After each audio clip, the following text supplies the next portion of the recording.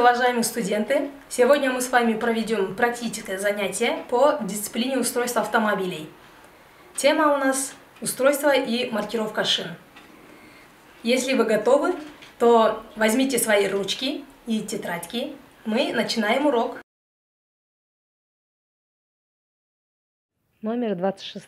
Практическая работа. Устройство и маркировка шин. Цель работы – определить назначение, устройство и маркировку автомобильных шин. Оснащение урока, слайды, видеоматериалы, оргтехника и дисковое колесо легкового автомобиля с глубоким ободом. План – определить назначение и виды шин, устройство шины, маркировка шины, заключение. Ожидаемые результаты. В результате студенты ознакомятся с видами и устройством автомобильных шин, развивать знания, индивидуальные навыки, работы, самостоятельной познавательной деятельности и воспитывать ответственное отношение к делу. Перед выполнением практической работы провожу актуализацию теоретических знаний по теме устройства и маркировка шин. Рассматриваем вопросы назначения, изготовления, конструктивное исполнение, виды и типы автомобильных шин. В ходе занятия студентам необходимо разобраться в назначении и устройстве автомобильных колес, поскольку без глубокого знания устройство автомобиля невозможно усвоить. Прежде чем приступить к практической работе, мы с вами познакомимся с инструктажами по технике безопасности, охране труда и пожаробезопасности. Но сегодняшняя тема у нас такая, что не требует этого, так как мы сегодня с автомобиля ничего снять не будем. Просто определим виды шин, отвечаем на вопросы, проводим обсуждение в ходе занятий. Чтобы отвечать на вопросы, вы можете использовать все необходимые источники, например, электронные учебники, инструкционные карты, техническую и справочную литературу и интернет-ресурсы. А также мы используем методическое указание по выполнению практических работ по дисциплине устройства автомобилей для студентов специальности техническое обслуживание и ремонт автомобильного транспорта, разработанное доцентом и кандидатом технических наук Кадыркуловым Адылбеком Козубековичем, старшим преподавателем Сабировым Ибрагимом Усмановичем и преподавателем Канязаровой Гульнарой Мамбеталиевной.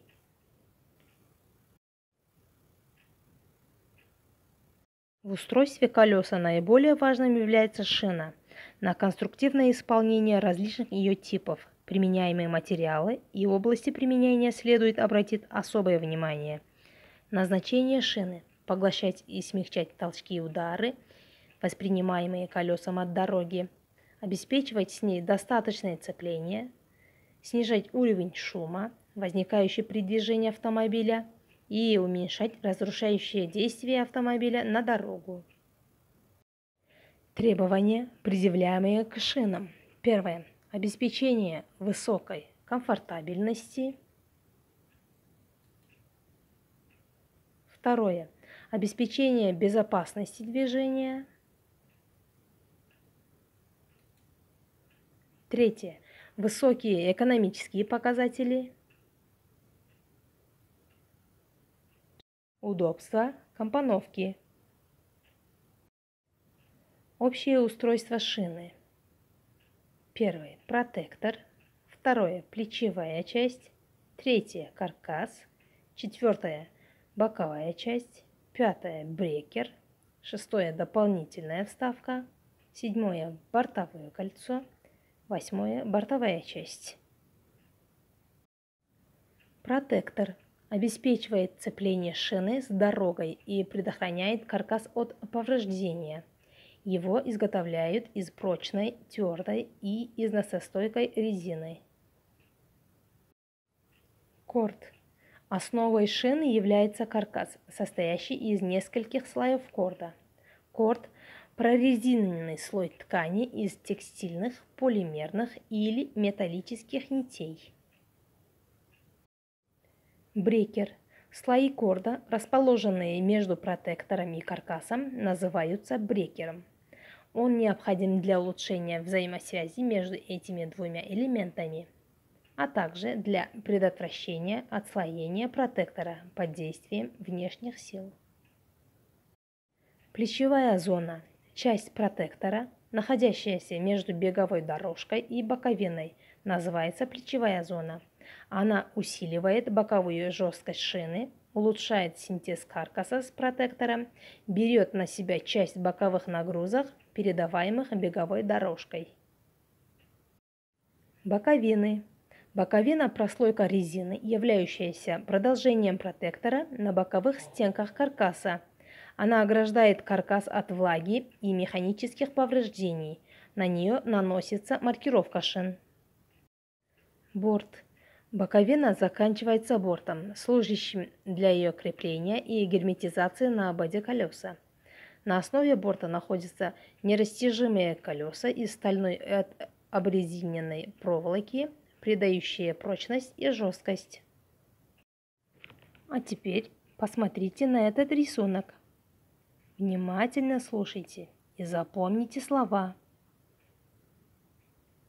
Бортовое кольцо, бортовая зона, боковина, канавка, наполнитель края брекера, мини-боковина, плечо, протектор, ребра, шашка, нейлоновый бандаж,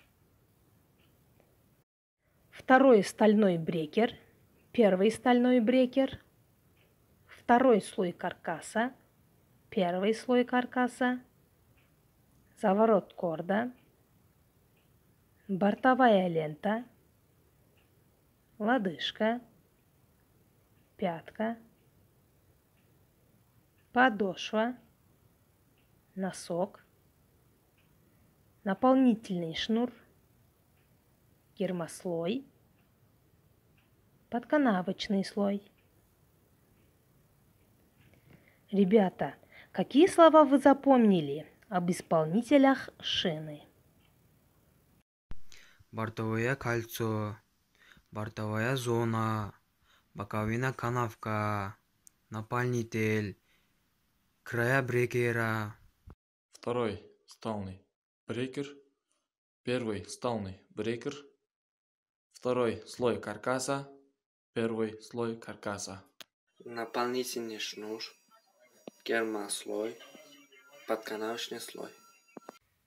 Мини-боковина, плечо, протектор, ребро, шашка и нейлоновый бандаж.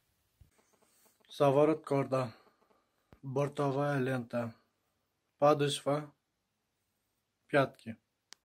Молодцы, ребята! С одной стороны мы сейчас проверяли вашу память, а с другой вы узнали составляющие элементы шины. Виды шин по сезонному фактору различают летние, зимние и всесезонные шины. Сезонность шины определяется по рисунку протектора. На летней резине отсутствует микрорисунок, зато присутствуют ярко выраженные бороздки для стока воды. Это обеспечивает максимальное сцепление колес с асфальтом. Зимние шины от летних можно отличить по узким канавкам протектора, которые позволяют резине не терять свою эластичность и хорошо держать машину даже на обледенелой дороге. Существуют и так называемые всесезонные шины. О плюсах и минусах которых можно сказать следующее. Они одинаково хорошо показывают себя как в жару, так и в холод, однако обладают весьма средними эксплуатационными характеристиками. Способ герметизации внутреннего объема. По этому показателю различают камерные и бескамерные шины. Бескамерные шины – это шины, имеющие только покрышку. В них герметичность достигается за счет устройства последней. Камера – это замкнутый резиновый рукав, который накачивает воздух через вмонтированный в него вентиль, клапан, пропускающий воздух только в камеру. Вентили бывают металлические и резинометаллические. Низкопрофильные шины. Этот класс шин разработан специально для скоростного движения. Они обеспечивают быстрый разгон и уменьшают тормозной путь. Но с другой стороны, эти шины не отличаются плавностью хода и характеризуются шумностью при движении. Слики – еще один класс шин, который можно выделить отдельный. Чем отличаются слики от остальных шин? Абсолютной гладкостью. Протекторы не имеют ни канавок, ни бороздок. Слики хорошо себя показывают только на сухой дороге. Используются в основном в автоспорте. Шины с различной конструкцией покрышки. В зависимости от ориентации нитей корда в каркасе различают шины – радиальные и диагональные. У диагональной шины каркас состоит из многослойного корда. Как правило, число слоев корда 2. Текстильные нити корда разных слоев расположены под углом от 35 до 40 градусов друг к другу и пересекаются ровно посередине шинного протектора. В радиальных шинах нити корда располагаются под углом в 90 градусов и располагаются вдоль всего шинного протектора, а те участки шины, которые располагаются в пятне контакта с дорожным покрытием, усилены стальным кордом. Кроме разницы в расположении нити корда, есть много других отличий. Нити корда у диагональных шин изготавливаются из нейлона или капрона, у радиальных шин из стали. У диагональных шин может быть несколько слоев корда, от 2 и выше, у радиальных всего 1. В большом количестве диагональные шины камерные, радиальные бескамерные. Функциональные различия радиальных шин. Лучший контакт с дорогой. У радиальных шин пятна контакта больше в сравнении с диагональными шинами. Весь радиальные и диагональные шины с одним и тем же радиусом будет разным. Легче шина с радиальным каркасом корда. Шины с диагональным каркасом дешевле радиальных шин. Большинство владельцев обычных легковых автомобилей используют бескамерные шины, которые при эксплуатации в городе на трассе гораздо удобнее, практичнее камерных. Но вот среди любителей бездорожья мнения расходятся. Кто-то отдает предпочтение бескамеркам, другие же, напротив, устанавливают на свои внедорожники исключительно камерные шины. Попробуем выделить основные преимущества и недостатки бескамерных по сравнению с камерными. Начнем с плюсов бескамерок. Первый плюс – меньшая общая масса. В данном случае эта масса является неподрессоренной, и чем она меньше, тем лучше, хотя на бездорожье при невысоких скоростях это не так критично. Второй плюс – стойкость к небольшим проколам. Если на камерной шине любой прокол почти моментально приведет к потере давления, то на бескамерке при небольшом проколе можно довольно долго ехать, периодически подкачивая колеса. Третий плюс – простота ремонта небольших проколов. Для заделывания прокола не нужно даже снимать колеса, чего не скажешь о камере для ремонта, которой необходима разболтовка колеса. И четвертый плюс – больший срок службы бескамерных шин. Благодаря этим и другим достоинствам бескамерные шины почти вытеснили камерные. Если на асфальте они не имеют существенных недостатков, то в условиях бездорожья дело обстоит немного иначе. Перечислим основные минусы внедорожных бескамерных шин по сравнению с камерными. Минус – утечка воздуха при повреждении диска. Если немного погнул диск с камерной шиной, что довольно сложно, но возможно, то это не приведет к серьезным последствиям, в отличие от бескамерки, где нарушение геометрии диска в большинстве случаев приведет к выходу колеса из строя. Второй минус – проведение сложного ремонта в полевых условиях без необходимого оборудования весьма затруднено. Процесс бортирования также сложнее, чем в случае камерной шины. Иногда для этого используют энергию взрыва паров бензина, что довольно опасно. Третий минус – уязвимость места стыковки покрышки и диска. При нарушении герметичности в этом месте потеря давления неизбежна, а повредить место стыка на бездорожье проще простого, например, при движении в глубокие колеи, достаточно хорошего бокового удара и попадания грязи и песка, небольших камней и прочих предметов в область стыка, и колеса начнут спускать. Четвертый минус. Стравливать давление для движения по слабонесущим поверхностям рискованно, так как это может привести к нарушению герметичности места стыка покрышки с дисками и даже разбортовке колеса. Камерные шины в этом плане удобнее. Вот, вроде бы все очевиднее.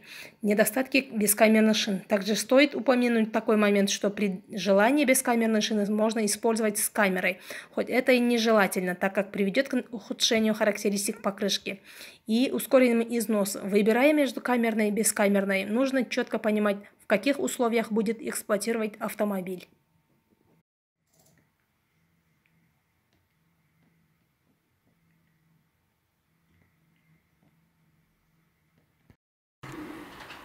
Перед вами матизовская шина. Я сначала взяла 16-ю шину, она более распространенная. Но в ходе работы у меня появились трудности, так как она была большая и тяжелая. А эта шина маленькая, легкая и компактная по сравнению с той шиной. Для начала мы должны знать следующие параметры. Это наружный диаметр шины, внутренний диаметр шины, высота профиля шины, ширина профиля шины. Важная маркировка автомобильных шин – это их размер. В данном случае это 155, 70, R13. То, что я вам здесь показываю и рассказываю, вы у себя там на тетрадях записывайте. 155 – это ширина профиля покрышки. Измеряется в миллиметрах. Сейчас мы измеряем линейкой.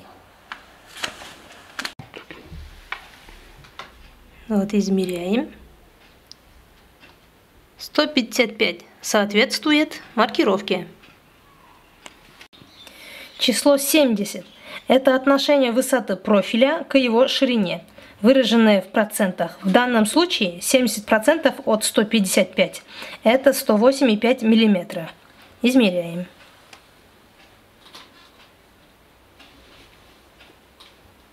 Вот 108,5.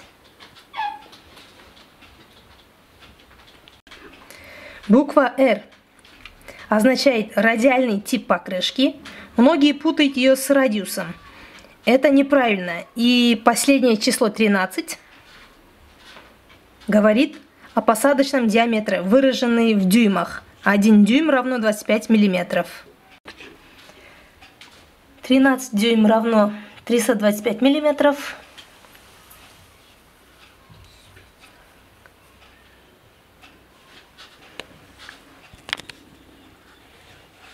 Вот она, 325.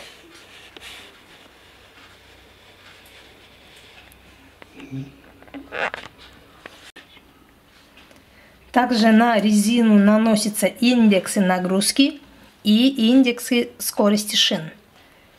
75 – это максимальная нагрузка и максимальное давление. N – это индекс скорости шин.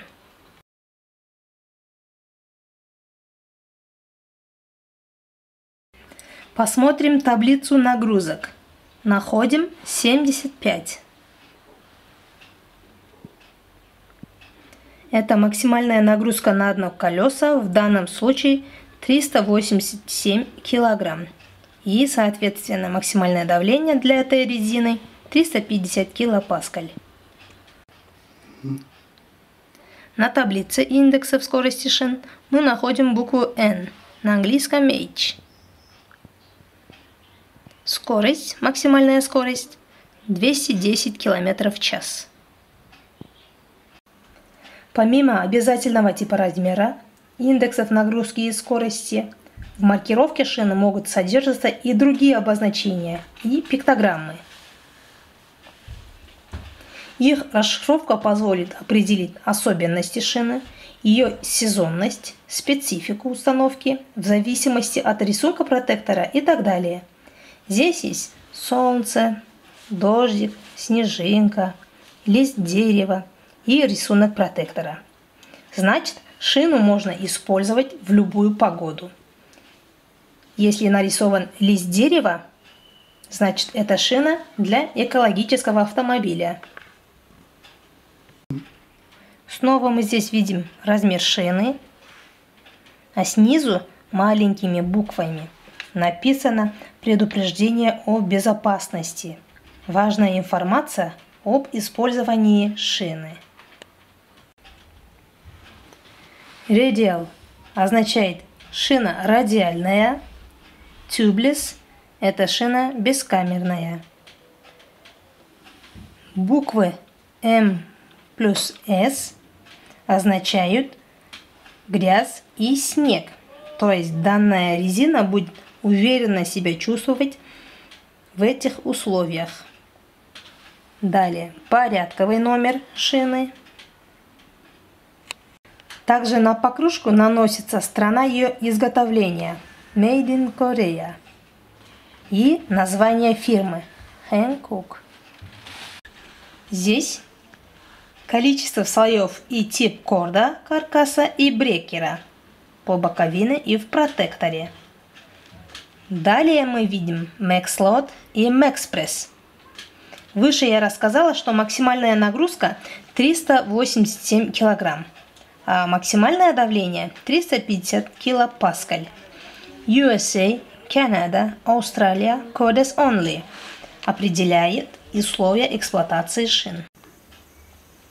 Обозначение DOT, цифры с буквами – это код, присвоенный Департаментом транспорта США конкретному производителю шин, подтверждающий то, что данная шина испытана и сертифицирована на соответствии требованиям Федерального стандарта безопасности.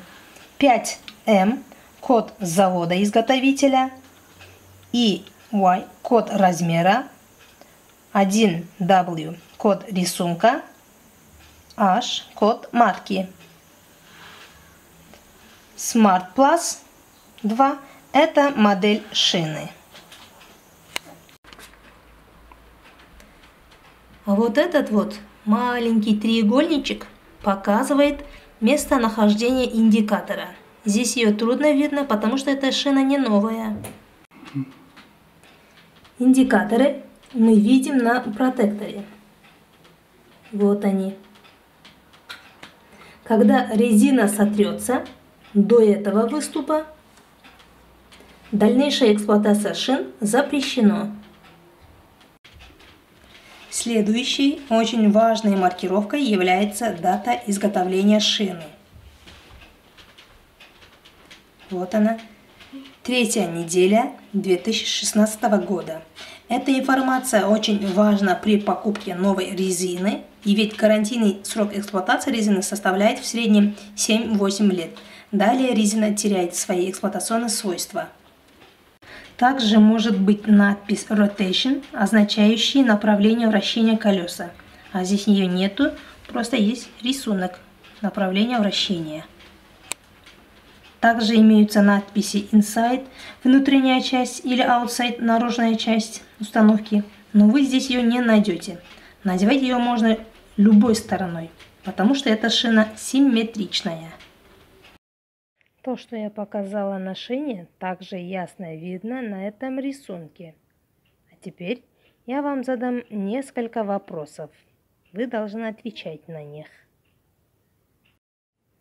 Что означают эти надписи на боковине шины? Маркировка шин. Max Load 630 кг и Max Pressure 300 кпа – это максимальная нагрузка и давление. 185 – это ширина в миллиметрах, 70 – это высота профиля процента от ширины. R – это радиальная конструкция шины, 14 – это диаметр диска в дюймах, 92 – это индекс нагрузки, T – это индекс скорости. Правильно, молодец, Касымов. А что означают эти буквенные надписи? Тема нашего сегодняшнего видеоурока – это маркировка шин. Reinforced – это усиленная шина. Outside – это обозначение внешней стороны асимметричной резины. M плюс S – это тип дорожного покрытия. Mid Snow – это грязь и снег. Made in Russian – это страна производителя. Молодец, Айбеков Бекболот. А что означают эти надписи в виде букв и цифр? Бомбурум – это фирма производителя. Следующая надпись обозначает марка Департамента транспорта США. Последние 4 цифры – это дата выпуска шин. 23 неделя, 2009 год. Правильно, молодец, Парпий Ферлан. А что означают эти надписи на маркировке? Таблет – бескамерная шина. Rotation – направление вращения шин.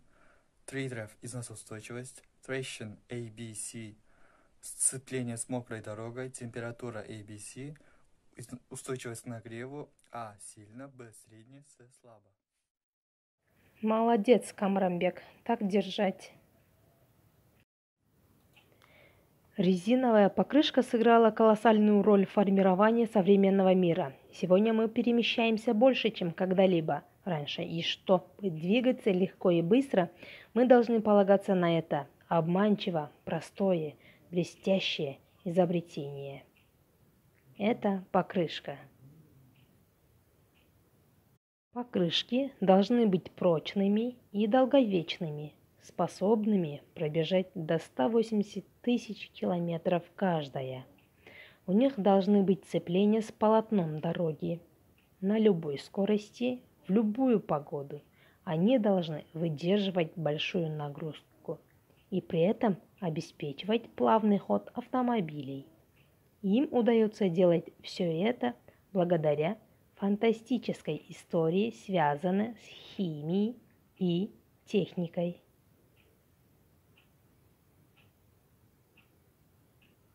Все начинается здесь, на заводе, где применяются высокие технологии, самые современные промышленные роботы и оригинальная умная техника.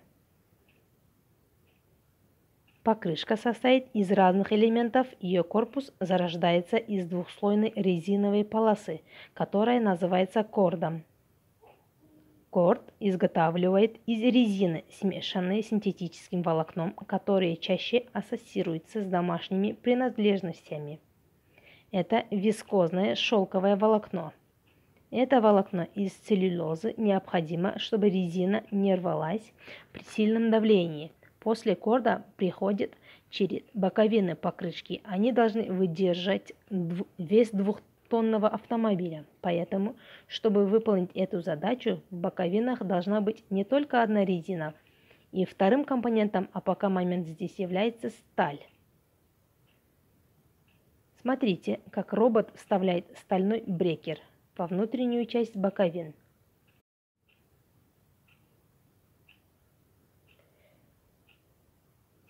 По команде умные роботы соединяют детали покрышки с боковинами.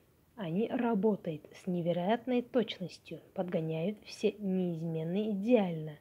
Стык внешне выглядит бесшовным. Как только две секции соединились, накладывается еще один толстый слой резины. Получается то, что в этом ремесле называют зеленая покрышка. Зеленая покрышка выглядит практически так же, как и покрышки на вашем автомобиле, но им еще не достает одной очень важной детали – протектора.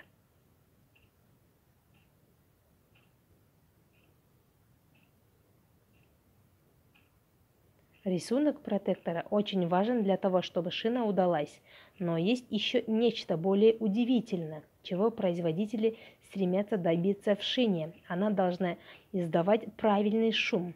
Точнее, она не должна слишком сильно шуметь. В лаборатории завода эту шину скоро подвергнут разным испытаниям на уровень шумности. В результате выяснится, годится ли она для обычной дороги.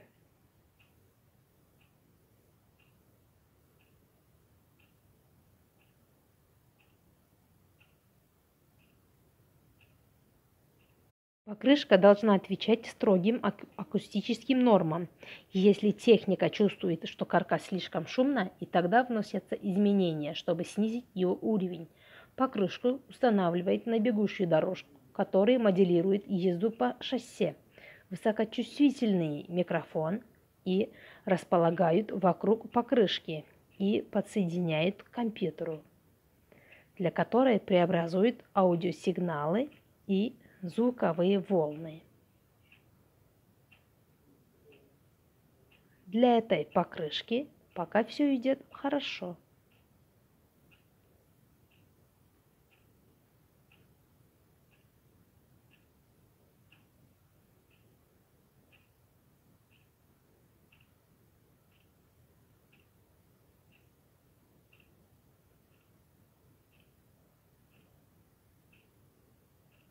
А сейчас ее качество проверить по-настоящему. Она будет работать на пределе при таких нагрузках, какие бывают на гонках Формулы-1.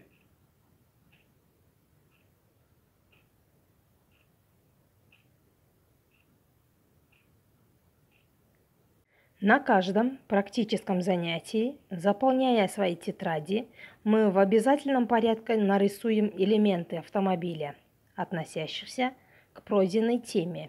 Теперь вы должны нарисовать шину с маркировкой и отправить мне по WhatsApp.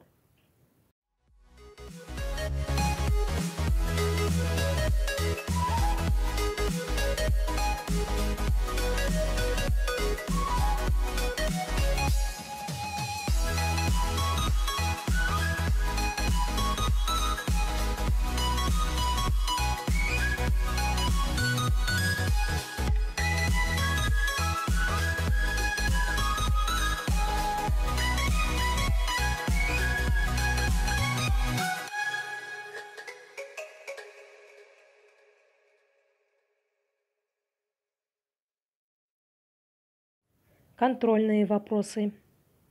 Первое. Как устроены камерные и бескамерные шины? Второе. Каковы достоинства и недостатки бескамерной шины? Третье.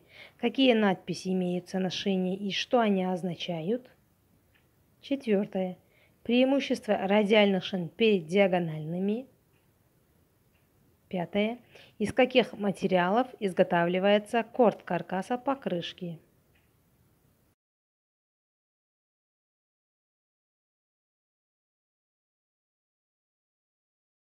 Заключение.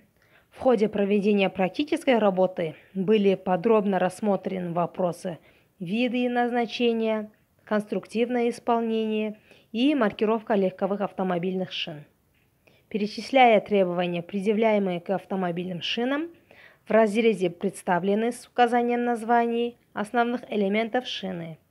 Указаны геометрические размеры на чертеже и на практике.